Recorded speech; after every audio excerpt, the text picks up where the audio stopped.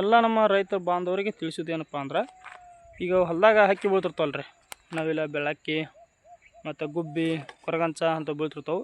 ಹಕ್ಕಿ ಬೀಳೋಂಥ ಬೆಳೆಗಳನ್ನ ಹಾಕಿರ್ತಾರಲ್ಲ ರೀ ನೀವು ರೈತರು, ಅವಾಗ ನೀವು ಹಕ್ಕಿ ಏನೋ ಜೋಳ, ಸಜ್ಜಿ, ನಾನು ಕಲ್ಲಂಗಡಿ ಹಾಕಿದ್ದೀನಿ. ಕಲ್ಲಂಗಡಿಗೂ ಹಕ್ಕಿ ಬೀಳಾಕತ್ತಾವ ರೀ.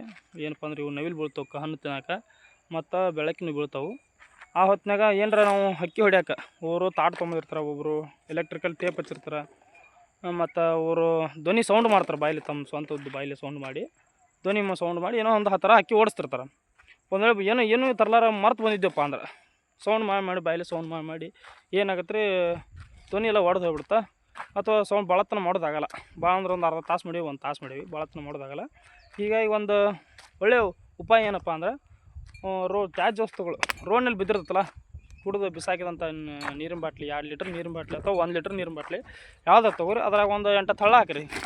ಹಳ್ಳ ಕಾಣ್ತದೆ ಸ್ನೇಹಿತರೆ, ಒಂದು 8 ಹಳ್ಳ ಹಾಕಿರಿ. ಹಳ್ಳ ಹಾಕಿ ಜಸ್ಟ್ ಕುಲ್ಕಿರಿ ಸಾಕು, ಸಿಕ್ಕಾಪಟ್ಟೆ ಸೌಂಡ್ ಬರ್ತಾ.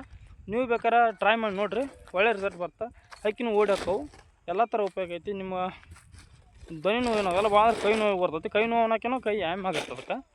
ನೀವು ಉಪಯೋಗಿಸ್ರಿ ನೋಡ್ರಿ, ನಾನೆಲ್ಲ ಇಲ್ಲಿ ಇದನ್ನು ಮಾಡ್ತೀನಿ, ಕುಲುಕ್ತಾ ಇದ್ದೀನಿ ನೋಡಿರಿ, ಸೌಂಡ್ ಯಾವ ಥರ ಬರ್ತದೆ ಕೇಳ್ರಿ ಸ್ವಲ್ಪ.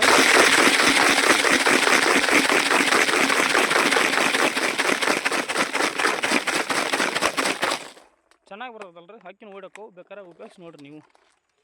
ನಮಸ್ಕಾರ ಎಲ್ಲ ರೈತರಿಗೆ.